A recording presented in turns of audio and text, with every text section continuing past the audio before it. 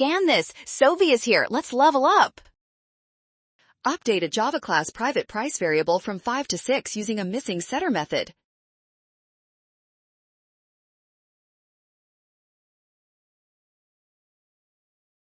To change the value of an instance variable from outside the class, we must implement a public modifier method that takes a new integer parameter to update our private price field.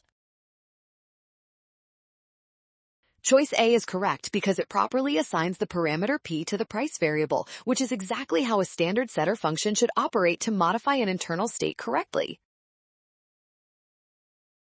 Choices D and E return values instead of being void and fail to update the price variable, making them wrong.